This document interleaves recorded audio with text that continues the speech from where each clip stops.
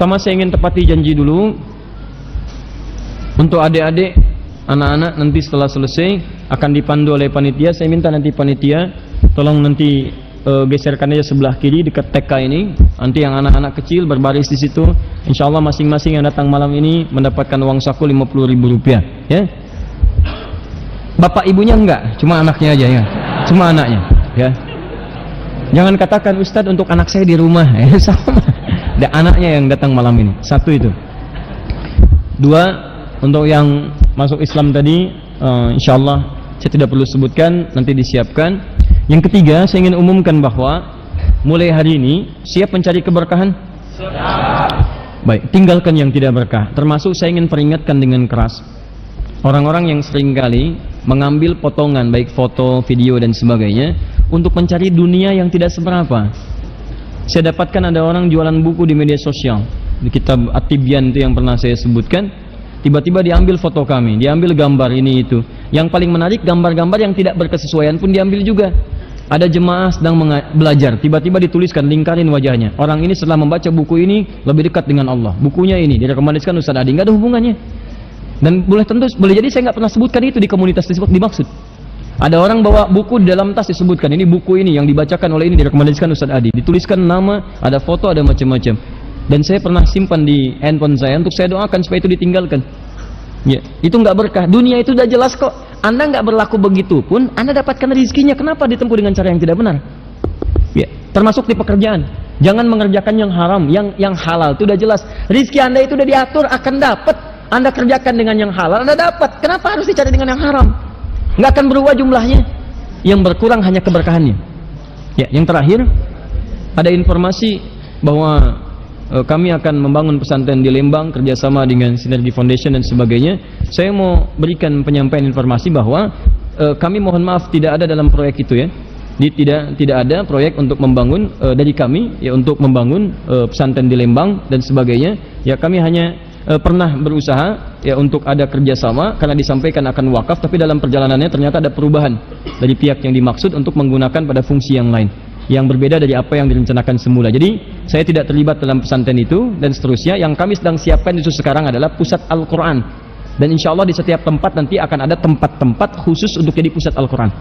Nanti saya sampaikan kemudian kami memang sedang siapkan satu tempat khusus untuk jadi pesantren Quran yang semua orang bisa terlibat di dalamnya. Tapi nanti saya infokan kemudian, dan tempatnya insya Allah dekat dengan kita semua dengan izin Allah subhanahu wa ta'ala. Terakhir, tanggalnya 27 Oktober, harinya Sabtu. Tempatnya insya Allah di Istora Senayan. Ya, tempatnya. Jadi kita akan berkumpul. Waktunya cukup panjang. Acaranya insya Allah akan ada tiga acara. Pertama akan ada talk show. Ya, talk show esensi Al-Quran dalam kehidupan. Di apa sih fungsi Quran itu? Nanti ada ahli-ahli Quran datang. Kalau Anda ingin lihat kepala daerah ahli Quran, ya wali kota yang hafal 30 juz, ya misal. Kemudian orang-orang yang sedang menata ahli Quran, nanti kita akan ketemu. Dubas-dubas yang ahli Quran kita akan ketemu. Ya, kemudian yang kedua ada klinik Al-Quran. Klinik Al-Quran itu nanti ada syekh-syekh ahli Quran yang akan memberikan solusi pada kesulitan-kesulitan Anda berinteraksi dengan Al-Quran. Misal, ada yang salah dalam bacakan shad, ada yang salah bacakan sin, ada yang sulit membaca lafaz-lafaz Quran, bagaimana solusinya? Ada yang ingin tahu bagaimana cara menghafal yang mudah, nanti ada solusinya. Yang terakhir nanti ada bedah buku ya, dan juga ikrar untuk bersama-sama jadi ahli Quran yang akan memetakkan member penghafal Quran. Jadi Anda akan diikat dengan member supaya nanti kalau nggak di member nggak diserius nanti dengan komunitas. Komunitas itu akan diresmikan. Kemudian kami akan kunjungi ke setiap wilayah di Indonesia, dan orang-orang yang serius insya Allah kita akan sama-sama bergandengan tangan sampai kembali kepada Allah, berjanji menjadi ahli Quran saat berjumpa dengan Rasulullah Sallallahu Alaihi Wasallam. Saya kira itu yang saya sampaikan, dan sekaligus saya umumkan insya Allah untuk pembangunan tempat ini sudah tercukupi. Terima kasih kepada yang berkontribusi, dan nanti saya undang saat peresmian supaya kita meresmikan bersama-sama. Kami tidak memilih itu menjadi milik personal bagi setiap orang, tapi kami menginginkan semua orang terlibat untuk itu semua. Kita akan resmikan, kita ikrarkan wakaf untuk kepentingan umat Islam. Selanjutnya saya lihat catatannya ada yang lebih dari dana yang dibutuhkan 1,6, ada lebih di situ. Kami akan siapkan untuk membangun asrama khusus untuk putra dan putri Jadi di situ nanti suka ada yang bertanya, kami ingin belajar khusus bagaimana kalau nanti tinggal, kami siapkan. Nanti insya Allah itu akan digunakan untuk tempat yang ikhwan, tempat yang akhwat. Kami akan publish lagi supaya nanti jelas ya berapa yang didapatkan, digunakan sebagai apa, ini tempatnya bagaimana, kapan kemudian akan dibukanya, dan bagaimana penggunaannya, supaya antum semua paham kemana diarahkan, bagaimana digunakan, dan seperti apa manfaatnya untuk dunia dan akhirat kita dengan izin Allah subhanahu wa ta'ala. Terakhir, ingat, untuk yang Palu, saya tidak pernah sampai saat ini membuka ya formal pengumuman untuk donasi ya, tapi nanti kami akan menunggu pada kesempatan yang tepat untuk menyampaikan. Disitulah kita akan bersama-sama membantu saudara-saudari kita di sana dalam aspek yang lain, karena sekarang banyak yang terlibat supaya kita tidak miskoordinasi. Tapi kami titipkan untuk langkah darurat kepada IKALI, Ikatan Keluarga Besar Alumni Libya, karena ada 2 orang dai atau lebih di sana yang sedang dari awal, dan mereka asli Palu. Ada di antara mereka yang sudah membina pesantren Quran, dan kemarin berpengaruh ada 8 orang santrinya meninggal terkena itu, dan kisahnya haru sekali. Seorang anak perempuan terjepit oleh satu bangunan, tertindih bagian punggungnya, juga kena bagian kakinya. Dia hafizah, hafal 30 juz Al-Quran. Dia melihat teman-temannya apakah ada yang selamat, ternyata sudah meninggal 7 orang. Kemudian datang seorang kepada dia untuk membantu, tapi kesulitan dia mengangkat beban yang sangat luar biasa. Sambil menunggu alat-alat berat, dia berusaha untuk menyingkirkan hal-hal yang sulit. Tapi perempuan ini, perhatikan ahli Quran ini, ketika dia akan dibantu dari runtuhan yang sulit itu, dia cuma mengatakan, tolong selamatkan mushaf ini. Yang dia katakan mushafnya, belum dirinya. Dia katakan, tolong tengok si fulana, semuanya wafat, dia dalam keadaan masih hidup. Dia katakan, tolong selamatkan mushaf ini. Ketika mushafnya dibawa, dikatakan, tolong jangan tinggalkan saya. Begitu sudah selesai, datanglah kemudian alat berat, diangkut dia, keluar dia di situ dengan selamat. Tapi di perjalanan Allah lebih sayang kepada dirinya, dan wafatlah dia dalam keadaan syahidah. Dan semoga Allah menjadikannya sebagai bagian terindah dalam hidupnya. Di antara mereka ada yang kemudian terhimpit oleh macam-macam, datang ajalnya, kemudian datang juga meninggal tentang air bah bercampur dengan macam-macam. Setelah 9 hari, Masya Allah, tertimbun itu semua.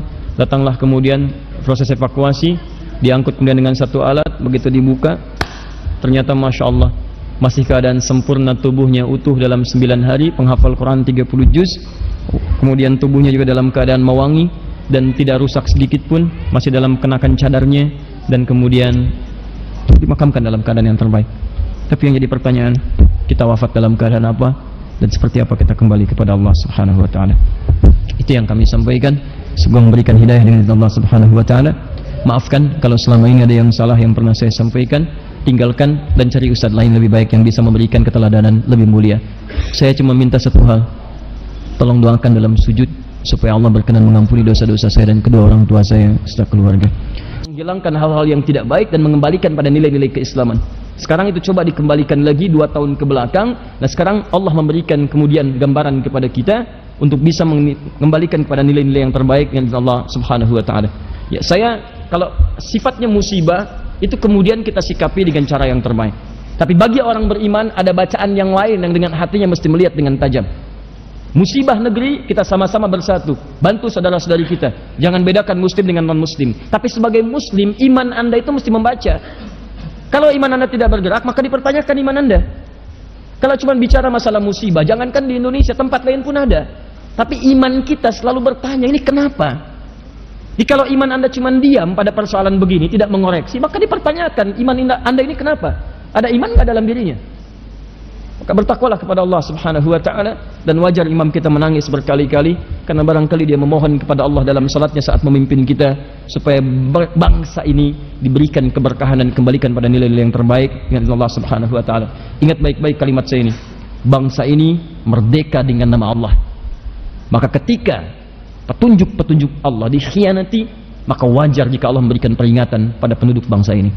Dan dalam undang-undang dasar dibacakan atas berkat rahmat Allah yang maha kuasa, dan dengan didorongkan oleh keinginan luhur, atas berkat rahmat Allah yang maha kuasa, kita mengakui kemerdekaan ini dengan rahmat dan berkah Allah. Harusnya antum isi kemerdekaan dengan minta rahmat dan minta berkah. bukan melakukan sesuatu yang melanggar rahmat dan melanggar keberkahan. Dipantas kalau Allah menegur kalau ada kegiatan-kegiatan yang tidak mengakhirkan rahmat Allah dan tidak mendatangkan keberkahan sisi Allah Subhanahu wa taala. Saya tidak peduli dengan kalimat ini kalaupun dipersoalkan, tapi saya ingin katakan, jika kita mengaku beriman pada Allah dan mengakui Allah yang Maha Kuasa, maka wajib bagi orang beriman di bumi pertiwi ini untuk mengisi kemerdekaan dengan meningkatkan rahmat dan berkah di sisi Allah Subhanahu wa taala. Jika memang Allah ingin turunkan di tempat ini, di bangsa ini, keberkahan yang paling abadi. Allah berjanji di Quran surah ke-7 ayat 96 itu, walau anna ahlal qura amanu wattaqau la fatahna alaihim barakatim minas samai wal ard. Kalaulah satu penduduk negeri mau beriman dan meningkatkan takwanya kepada Allah, maka Allah janjikan akan dibuka seluruh pintu keberkahan di langit dan di bumi. Pintu keberkahan. Ingat, berkah itu ziyadatul khair, bertambah banyak manfaatnya. Jikalau negeri ini makmur dengan segala sumber dayanya tapi tidak ada manfaatnya, berarti ada yang hilang keberkahan di dalamnya. Kalau satu tempat misalnya sumber daya terlihat sedikit tapi banyak manfaatnya, maka ada kemuliaan di dalamnya jika dia beriman kepada Allah Subhanahu wa taala. Paham sampai sini? Untuk itu, bagaimana cara meraih rahmat Allah Subhanahu wa taala? Saya mohon maaf kalau kalimat saya terasa tegas, karena hal-hal yang menyimpang dari si akidah itu tidak ada kelembutan di dalamnya bagi orang yang merasa beriman, kecuali kalau dia belum beriman maka didakwahi dengan cara yang lembut dan cara yang baik. Tapi bagi orang yang beriman itu mesti dijaga dengan kuat. Kadang-kadang kalau anak Anda dekat-dekat kepada buaya, Anda akan lembut atau akan teriak? Anak Anda sudah 5 meter depan buaya, mau datang, buaya, dekat. Lalu Anda katakan, nak sini, mustahil. Anda akan katakan, jangan dekat buaya, Anda tarik begitu kan? Nah, ini menyimpang dari akidah. Setelah Anda muslim, itu mendekat kepada neraka. Sedangkan Allah sudah menjauhkan Anda dari simpang neraka.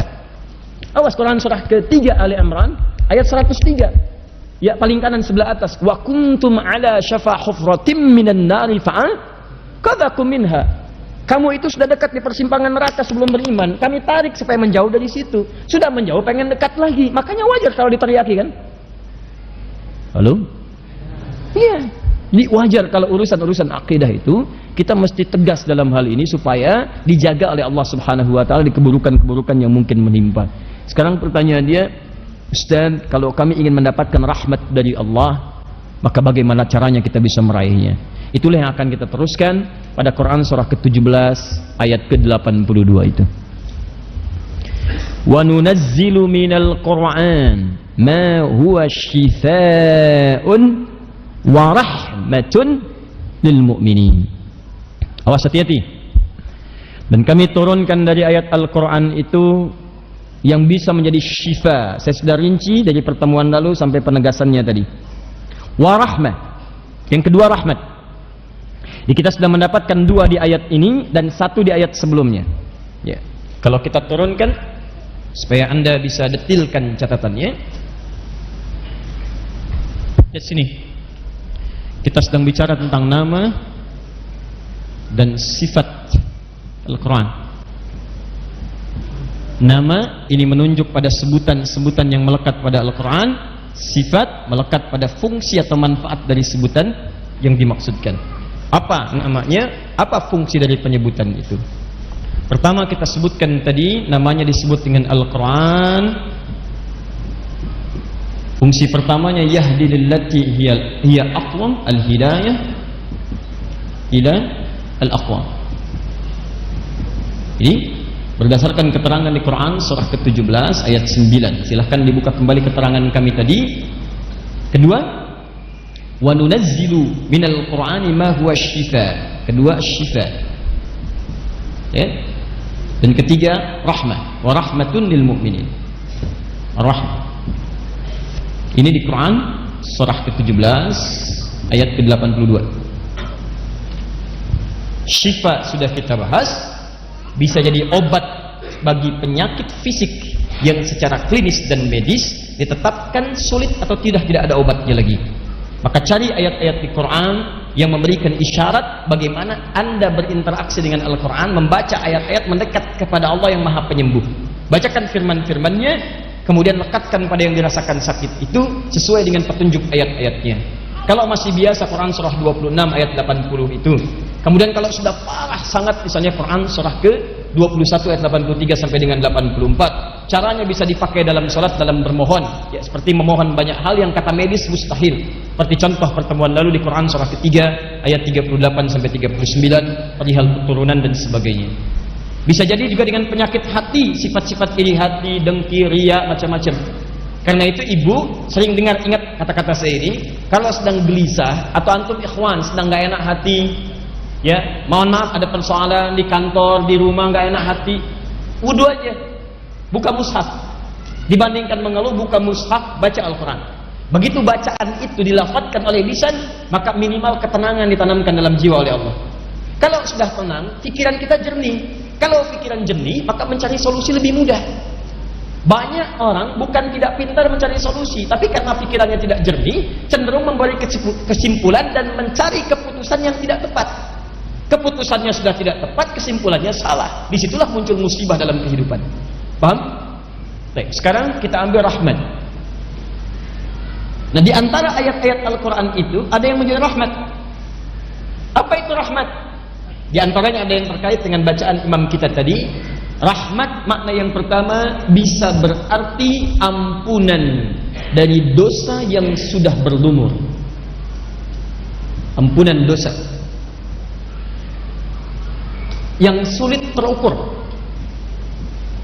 Yang sulit terukur. Kayaknya udah gak kehitung. Kalau dalam bahasa Al-Qur'annya disebut dengan israf, namanya israf. Israf itu udah berlebihan. Jadi kalau yang satu dusta saja, dia katakan tidak ada dusta di antara kita, tapi dusta juga. Ya. Yang satu misalnya mabuk, ya. Yang satu judi, yang ini semua dikerjakan. Bahkan kalau ada satu dosa belum dia kerjakan, rasanya belum lengkap. Tuh, orang sana sudah begini. Oh masa besok dia cobain? Besok dia cobain. Jadi kalau ada yang dia belum kerjakan, rasanya nggak enak. Israf, berlebih. Banyak. Ya, seperti datang ke pernikahan, misalnya, nambah terus prasmanan. Ya orang udah selesai sekali, dia 2 kali belum cukup. Nanti lagi. Ya, ini buat siapa? Tadi Rahmat Pak. Ya, ini siapa? Ini Hidayat Pak. Ini siapa? Ini Saiful Pak. Kok banyak amat? Karena nama saya Rahmat Hidayat Saiful. Ini salah. Ada orang yang banyak berbuat salah, tapi selalu saya katakan Allah itu rahmatnya, kasih sayangnya itu melebihi ghadabnya, murkanya. Kasih sayang Allah bagi seorang yang masih nyawanya belum sampai ke kerongkongan itu senantiasa melebihi murkanya yang ingin memberikan hukuman. Sepanjang nyawa belum sampai ke kerongkongan, jangan pulang dalam keadaan kotor. Kamu lahir bersih, kamu mesti pulang dalam keadaan bersih. Saya sering katakan Fir'aun saja yang paling durjana, hidupnya mengaku Tuhan, ana rabbukumul a'la, hobinya bunuh orang, awas yuzabbihuna abna'akum, kata-katanya begitu kasar, sering mencela bahkan mengeksekusi orang, masih diberi kesempatan oleh Allah dengan dikirimkan 2 orang nabi, Musa dan Harun. Idhaba ila fir'auna innahu tagha. Musa dan Harun pergilah kepada Fir'aun, dia mulai menyimpang dari kedudukannya. Sudah mengaku Tuhan, tapi nyawa belum sampai ke kerongkongan, berikan dia petunjuk, datangi. Dan hebatnya, Masya Allah,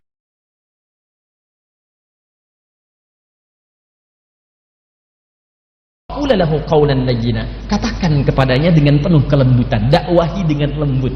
Duhai engkau 2 orang nabi, duhai yang paling dekat denganku Musa, duhai engkau Harun, engkau nabi, engkau satu lagi nabi dan rasul, pergi kepada Fir'aun. Dia telah mulai menyimpang dengan kedudukannya. Tapi ingat, jangan berkata yang kasar, jangan cela dia, katakan lu dengan penuh kelembutan. Boleh jadi dengan itu semua dia mulai sadar dan mulai mendekat kepadaku untuk merubah perilakunya. Hebatnya Musa dengan Harun, nabi bukan? Nabi. Rasul bukan? Rasul. Dekat dengan Allah? Dijamin surga? Bebas dari maksiat? Bebas, Masya Allah. Diperintahkan dakwah pada siapa? Fir'aun. Jahat tidak? Masya Allah. Zalim tidak? Zalim mana antum dengan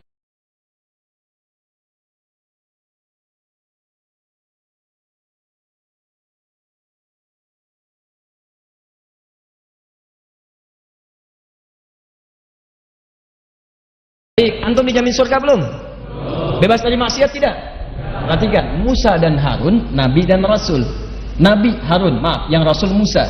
Dua-duanya dekat dengan Allah, dijamin surga. Berdakwah kepada Fir'aun yang tidak sejahat tetangga antum dan musuh antum, tapi mereka masih berkata lembut. Antum nabi bukan, rasul bukan, surga belum jelas, amalan berantakan, hisab menegangkan, tidak bebas dari maksiat. Berdakwah kepada musuh antum yang bukan Fir'aun, kenapa mesti kasar? Berdakwah kepada teman antum yang beda majlis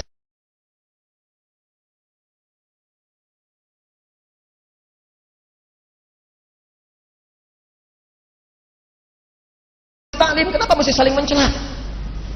Berdakwah kepada teman antum yang beda ustad, kenapa berselisih? Musa aja pada Fir'aun katakan dengan lembut, kenapa antum kepada teman katakan putus?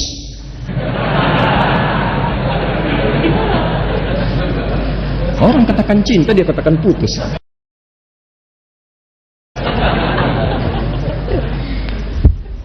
Taib, rahmah. Apa itu rahmat? Yang pertama, Quran surah ke-39 Az-Zumar ayat ke-53. Ayat 53.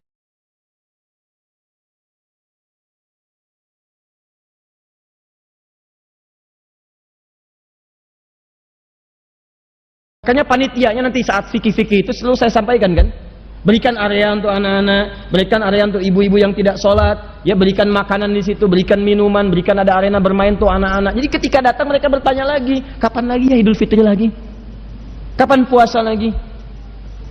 Ya sudah, kita amalkan. Malam ini semua anak-anak yang datang tolong bawa kumpul di sana. Saya kasih uang saku masing-masing 50.000. Saya nggak peduli berapa jumlahnya. Simpan nanti sebelah sana anak-anak. Setelah selesai, kalian masing-masing dapat uang jajan 50.000 rupiah ya. Nanti sebelah sana ya, kita dibagi. Malam ini aja, minggu depan enggak. Khair insyaallah. Baik, kita lanjutkan. Sudah. Quran surah 39 ayat 53. Wa qul li'ibadiyalladzina asrafu ala anfusihim. Lihat ayatnya. Wa qul li'ibadiyalladzina asrafu ala anfusihim la taqnatu min rahmatillah. Fokus ya. Dan Muhammad katakan pada hamba-hambaku alladzina asrafu, yang mereka itu banyak berbuat israf, pernah berbuat israf. Asrafu itu kata kerjanya, perbuatannya, pernah mencuri, pernah mabuk, pernah begal, pernah macam-macam. Yang hebat selalu ada kesempatan untuk kembali. Fir'aun aja aku kasih kesempatan untuk taubat, masa kamu yang bukan Fir'aun enggak? Tapi kalau kamu enggak balik taubat, kamu aneh. Jangan bersaing dengan Fir'aun. Dia sudah duluan dan saya kasih contoh. Saya tenggelamkan muminya, saya temukan, dan kamu bisa melihat itu, jeleknya kelihatan. Masa kamu pengen ikutan? Diabadikan setiap masa, bisa kelihatan adanya. Israf. Makanya saya ajak, ayo orang yang pernah begal, pernah bunuh orang, pernah mabuk, pernah macam-macam, yang sekarang pesantren, ada yang disuka miskin, bambu hapus, macam-macam dan sebagainya. Itu oleh Allah ditempatkan di satu tempat, diisolasi supaya Anda berubah.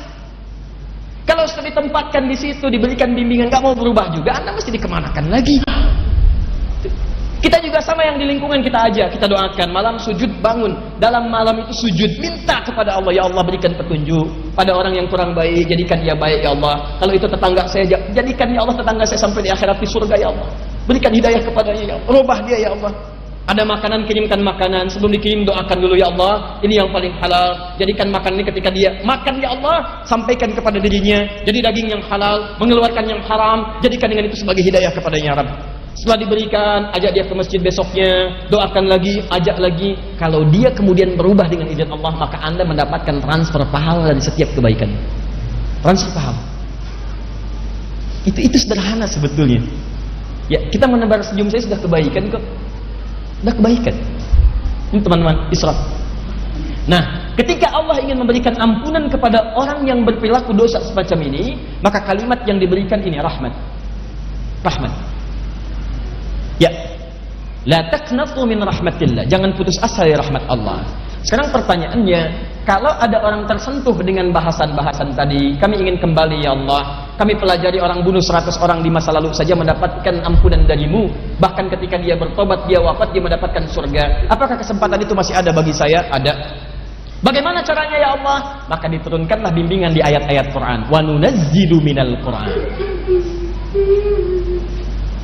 Wa nunazzilu minal Quran ma huwa syifaa wa rahmah. Dan kami turunkan dari sebagian ayat-ayat Al-Quran ma huwa syifaa. Ada yang jadi syifa juga rahmat. Wa rahmatun, ingat rahmatun. Ada sebagian ayat-ayat Quran jadi rahmat. Apa makna rahmat diantaranya? Anda baca Al-Fatihah sampai dengan An-Nas. Di antara makna rahmat, ada yang berarti ampunan dari semua dosa yang pernah dikerjakan. Keluarkan ayat-ayat itu dan bacakan seperti ayat membimbing Anda. Contoh, buka Quran misalnya surah ke-7 ayat 23. Ini bagi teman-teman yang pernah bermaksiat dalam kehidupan. Anda ingin taubat. Kata Allah, saya terima. Saya ampuni semuanya. Orang dulu pernah melakukan, saya ampuni. Masa orang sekarang melakukan, saya nggak ampuni? Tapi kalau Anda tidak terima tawarannya, Anda keterlaluan. Anda keterlaluan. Dan kita tidak tahu kapan kita akan kembali pada Allah Subhanahu wa Ta'ala. Quran surah 7 ayat 23. Ini kalimat disampaikan oleh Nabi Adam alaihi salam, diabadikan dalam Al-Quran doanya saat Adam mula berbuat salah dan diturunkan kemudian ke bumi. Rabbana zalamna anfusana wa illam taghfir wa tarhamna lanakunanna minal Allahu akbar. Rabbana zalamna anfusana wa illam taghfir lana wa tarhamna lanakunanna minal khasirin. Rabbana zalamna anfusana, ya Rabb. Dan yang dikatakan Rabb, Rabb itu ada sifat-sifat Allah yang memberikan perlindungan, pemaafan, pemberian kebutuhan, pengampunan dosa, dan seterusnya. Ya Allah, kami mengakui kami sering berbuat zalim dalam kehidupan kami. Wa illam taghfir lana wa tarhamna. Wa tarhamna. Wa illam taghfir lana. Kalau engkau tak mengampuni kami, kalimat taghfir lana dari kata ghufran. Al-ghufran, ghafara, ghufranan. Sifat Allah yang mengampuni dosa, kalau satu disebut ghafir, dosanya disebut dzambun. Quran surah ke-40 ayat 3, ghafiri dzambi wa qabilit taubi. Ghafir dzambun. Kalau dosanya agak banyak, bukan cuma satu, banyak nambah, disebut dzunubun. Sifat Allah yang kedua disebut ghaffarun. Quran surah Nuh ayat ke-10, faqultu astaghfiru rabbakum innahu kana ghaffara. Selalu Rabb. Aku katakan pada umatku, kalian cepat minta ampun sebelum waktunya tiba. Cepat minta ampun, tobat. Mungkin saat tobat kalian wafat. Begitu kalian wafat, saat tobat surga menanti Anda. Faqultu astaghfiru rabbakum innahu kana ghaffara. Pakai ghafar. Kenapa bukan ghafir? Karena umatnya Nabi Nuh saat itu sudah mulai meningkat maksiatnya. Diajak mencela, diajak mengancam, diajak gak peduli. Udah nggak usah ikut-ikutan, nih acara kami, ngapain kamu ikut-ikutan? Yuk kita udah macam-macam terjadi. Kata Nuh nggak putus asa, kalimatnya ghafar. Kalau nambah lagi ada zalimnya, ghafur. Tapi kalau sudah banyak yang dilakukan tak terkira, maka kalimatnya bukan sekedar turunan kata ghafar, ghafir, ghaffar, ghafur, tapi muncul kalimat rahmatnya. Sifatnya disebut dengan rahim. Wa illam taghfir lana wa tarhamna. Tarhamna dari kata rahmat. Seakan-akan Anda katakan, ya Allah, kalau dosanya sedikit mohon ampuni, dosa agak banyak mohon hapuskan. Tapi walaupun dosanya tak terlukiskan, ya Allah, maka rahmatmu lebih dalam dibandingkan dengan murkamu. Mohon sayangi saya, ya Allah. Engkau yang katakan rahmatmu lebih luas daripada murkamu, maka hamba menagih janjimu dengan kalimatmu itu. Ampuni dosa hamba, ya Rabb. Hapuskan semua dosa-dosa itu. Jangan pertemukan hamba dengan semua dosa-dosa itu saat hamba kembali kepadamu. Hamba malu, ya Allah. Jauhkan hamba sejauh-jauhnya sampai kiamat, hamba tidak ingin lihat lagi. Karena semua sekecil apapun akan ditampakkan. Wa may ya'mal mithqala dzarratin syarran yarah. Sekecil apapun kesalahan akan ditampakkan. Maka mohon jauhkan. Sifat jauh sejauh-jauhnya yang tak terlihat, maka pakai alif ba'id. Kalau pakai tasydid masih kelihatan. Ba'id, ba'ada yub'idu tab'idan. Dijauhkan tapi masih kelihatan. Ba'id as-sa'ah anni. Tolong jauhkan jam itu dari saya. Anda jauhkan misalnya keluar, saya masih lihat. Begitu saya lihat, itu bahasa yang disebut dengan ba'ada yub'idu pakai tasydid. Tapi kalau Anda jauhkan sejauh-jauhnya, saya nggak pengen lihat lagi. Jangan pertemukan saya dengan jam itu. Maka tambahkan alif di depan huruf ba-nya. Ba'id. Ya akhi ba'id sa'anni. Ba'id, ba'id. Maka ini isyarat saya tidak ingin melihatnya kapanpun, dimanapun, sampai kapanpun. Kalau Anda pernah berbuat salah, maka kesalahan itu disebut dengan khata. Khata'un. Lihat sini. Khata'un. Kha' hamzah. Kalau kesalahannya banyak, mulai Anda hitung, maka dijamakkan bentuknya jadi khataya. Akhta'un sebelum ke khataya. Akhta'un. Akhta'un. Nih. Masih terhitung. Tapi kalau banyak, Anda nggak bisa hitung. Jangankan dosa yang Anda kerjakan umum, dosa mata nggak kehitung berapa kali salah. Dosa telinga nggak kehitung berapa kali salah dengar. Dosa lisan berapa kali salah ucap. Sampai ke ujung kaki Anda nggak bisa ngitung. Maka pindahkan kalimatnya dari akhta jadi khataya. Khataya. Khataya. Kalau Anda ngaku, ya Allah saya ngaku saya banyak berbuat salah, nggak terhitung ya Allah, tambahkan ya kecil di ujungnya. Khataya. Ya. Ya ini ya pengakuan. Ya. Ini. Maka Anda bacakan dalam setiap salat. Allahumma ba'id baini wa baina khataya kama ba'adta bainal masyriqi. Allahumma naqqini minal khataya kama yunaqqa ath-thawbul abyadu minat. Allahumma ighsilni bil ma'i wath thalji wal. Allahu akbar. Lihat khataya ya. Makanya kalau orang salatnya benar bisa nangis dia baru takbir. Kayak tadi di Nasratul Mustaqim sudah nangis. Kenapa? Karena Allah berjanji dalam setiap kesempatan salat, minta dalam sujud saya ampuni. Bukankah dalam ruku Anda minta ampun? Bukankah baru takbir Anda sudah minta ampun? Allahumma ba'id baini wa baina khataaya kama ba'adta bainal masyriqi wal maghrib. Kalau Anda ingat dosa Anda, lakukan apa Anda tadi saat sebelum salat? Makanya Nabi katakan di riwayat Muslim, as-salawatu ila as-salawat wal jumu'atu ila al-jumu'ah wa ramadan ila ramadan kaffaratun lima bainahun. Salat satu ke salat yang lainnya, Jumat ke Jumat, Ramadan ke Ramadan, itu bisa menjadi kafarat, penghapus dari dosa-dosa yang dikerjakan. Malam takunil kabair, sepanjang bukan dosa besar, hilang tuh. Tobat. Kalau Anda kumpulkan ghafir, ghafar, ghafur dengan rahmat, jadi sifatnya rahim, maka kumpulkan seluruhnya. Tadi masih ingat salah disebut apa? Khata. Pekerjaannya disebut akhta'a. Akhta'a. Saya salah, akhta'tu. Kami salah, akhta'na. Ya Allah jangan hukum kami ya Allah, kami nggak mau dihukum. Maafkan ya Allah, ampuni ya Allah. Kami mohon ampunanmu, kami mohon rahmatmu. Bagaimana caranya ya Allah supaya saya jangan dihukum? Saya minta ampun, saya minta rahmat, saya tobat ya Allah, tolong saya. Maka wa nunazzilu minal Qur'an, kami turunkan ayatnya di Quran. Gabungkan semuanya itu minta dengan kalimat. Maka turunlah Al-Baqarah ayat 286 itu. Rabbana la tu'akhidna in nasina aw akhta. Rabbana wa la tahmil 'alaina isran kama hamaltahu 'alal ladzina min Rabbana wa la tuhammilna ma la taqata lana wa'fu afu waghfir ghafir ghaffar ghaffar ghafur warhamna rahmah anta maulana fansurna 'alal qaumil. Allahu akbar. Turun di keheningan malam Anda minta ya Allah. Kalau nggak paham ayatnya bacakan maknanya. Hamba mohon ya Allah, hamba-hamba yang salah tidak luput dari dosa, tapi ampunanmu lebih luas ya Allah dibandingkan dengan murkamu. Mohon ya Allah, ya Rabb, rahmatak. Para ulama itu kalau dalam kesempatan dia memohon kalimatnya singkat, Allahumma rahmatak, Allahumma rahmatak, Allahumma rahmatak, Allahumma rahmatak, Allahumma rahmatak, Allahumma rahmatak. Minta.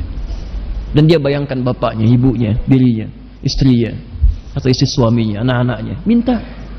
Dan setelah dia salat tahajud menjelang kepada fajar, dia mohon kepada Allah. Itu yang disebut oleh Quran surah ke-51 ayat 18. Kebiasaan istighfar dia. Wabil ashari hum yastaghfirun. Dia istighfar. Astaghfirullah, astaghfirullah, astaghfirullah. Rabbana zalamna anfusana wa illam taghfir lana wa tarhamna lanakunanna minal khasirin. Allahumma rahmatak ya Rabb. Allahumma rahmatak. Allahumma rahmatak. Rabbana la tu'akhidna in nasina wa akhtana. Rabbana wa la tahmil 'alaina isran kama hamaltahu 'alal ladzina min qablina. Rabbana wa la tuhammilna ma la taqata lana bihi wa'fu 'anna waghfir lana warhamna anta maulana. Anta maulana. Kau Tuhan kami ya Allah. Kalau Tuhan saja tidak mengampuni kami, lantas kepada siapa lagi yang mesti minta ampun? Kalau yang maha mengampun saja, yang maha pengampun tidak menurunkan ampunannya, lantas kepada siapa lagi kami mesti memohon? Kalau yang maha rahmat saja tidak menurunkan rahmatnya, kepada siapa lagi kami mesti minta ya Rabb? Anda mintakan sujud. Anda minta untuk teman-teman Anda sekitaran. Kalau Anda merasa baik, minta saudara yang lain. Minta yang jauh, tetangga dekat, tetangga jauh, di Palu, di Lombok, seluruh kisaran Nusantara, Indonesia, belahan dunia, mohonkan. Sepanjang ada orang-orang beristighfar, maka itu bisa menahan azab Allah Subhanahu wa taala. Wa ma kana Allahu liyu'adzibahum wa anta fihim. Wa ma kana Allahu yu'adzibahum wa anta fihim. Tapi yang paling menarik, wa ma kana Allahu mu'adzibahum wa hum yastaghfirun. Allah enggak akan mungkin menghadap umatmu ya Muhammad SAW sepanjang engkau ada bersama mereka. Wa anta fihim. Jadi kalau nabinya masih ada, umatnya enggak akan diadab. Tapi sekarang bagaimana kalau nabinya enggak ada? Wa ma kana Allahu mu'adzibahum. Kenapa kalimat kata kerja itu berubah jadi kata benda, isim fa'il, pelaku? Yang pertama, wa ma kana Allahu liyu'adzibahum, pakai kata kerja. Saya enggak akan mungkin mengazab mereka ya Muhammad sepanjang engkau masih ada dengan mereka. Kata kerja. Kenapa ada menggunakan kata kerja di situ? Karena pekerjaan umatnya Muhammad SAW dulu ketika nabinya ada, masuk Islam mereka, jarang yang bermaksiat itu jarang. Semuanya taat. Tapi ketika berubah kalimatnya setelah nabinya wafat, menggunakan isim fa'il mu'adzibahum pakai mim. Kenapa berubah pakai mim? Isim fa'il tuh. Isim fa'il itu langsung memberi pelaku. Ingin memberikan gambaran, setelah kamu wafat banyak penyimpangan di umatmu, sudah layak sebetulnya mereka diadab. Sudah layak diadab nih. Cuman kenapa ditahan? Kenapa ditahan? Wahum yastaghfirun. Karena ada sebagian di antara mereka yang banyak istighfar kepada Allah. Itu yang bangun di malam hari. Mungkin antum tuh belum dihukum, bukan karena antum nggak salah. Ada tetangga antum yang malam-malam istighfar, bangun tahajud. Dia mohon ampunan kepada Allah. Dan kenapa anda tidak menjadi pelakunya? Bangun malam istighfar, minta ampun. Walaupun menjelang fajar cuma 5 menit, 3 menit, duduk aja, nggak usah ketahuan orang lain. Minta.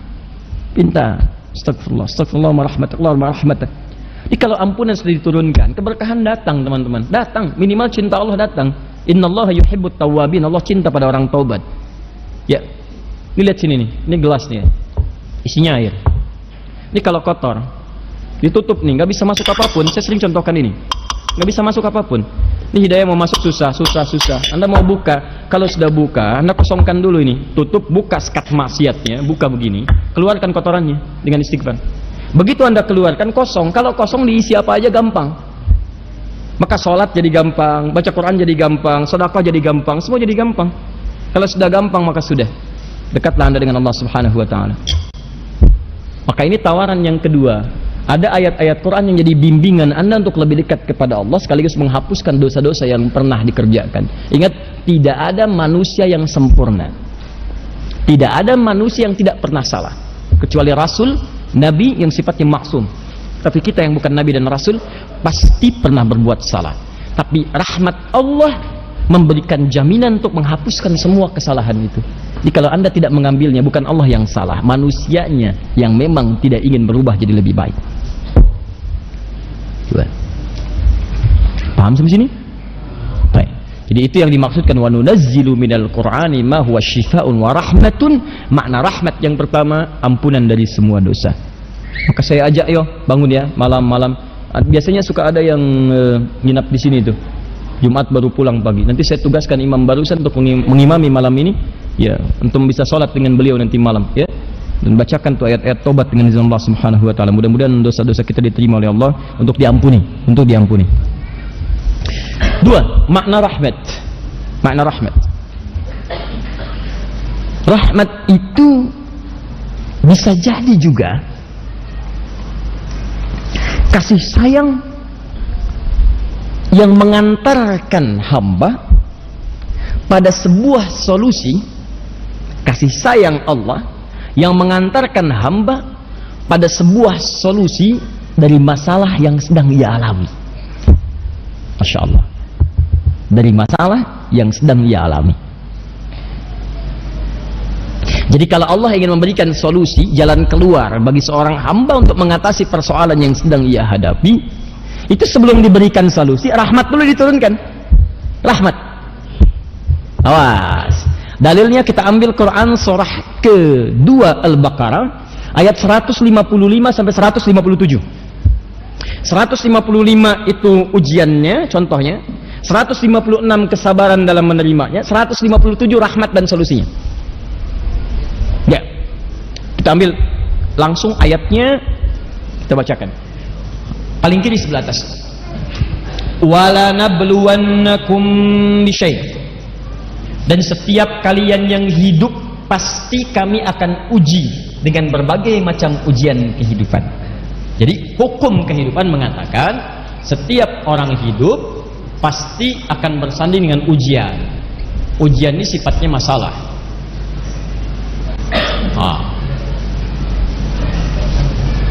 Tolong pahami dulu ya, tolong pahami. Ujian ini diturunkan oleh Allah bukan ingin menjadikan orang hidup terbelit masalah, bukan. Awas, lihat cara berpikirnya. Tapi ingin meningkatkan kualitas kehidupan seorang hamba. Jadi kalau seseorang sedang mendapatkan ujian masalah, sebetulnya masalah itu turun bukan ingin menjadikan kehidupan dia bermasalah, bukan. Jangan salah cara berpikirnya. Cara berpikirnya adalah karena Allah ingin merubah kualitas hidupnya jadi meningkat lebih baik. Karena dalam kehidupan dunia itu sifat ujian selalu hadir untuk meningkatkan kualitas kehidupan. Gini, logika paling sederhananya sekali. SD, anak SD. Kalau dia mau naik ke SMP, ikut ujian nggak? Ujian, masalahnya banyak yang dihadapi, soal-soal kerjakan ini, kerjakan itu, jadi masalah tuh. Dia pikirin, ibunya kemudian ikut terlibat, bimbing, ajarin ini, ajarin ini, ajarin ini. Ini baca ya, ini ibu Budi, ini bapak Budi, ini tetangga Budi, ini tasnya Budi, ya ini kucingnya Budi.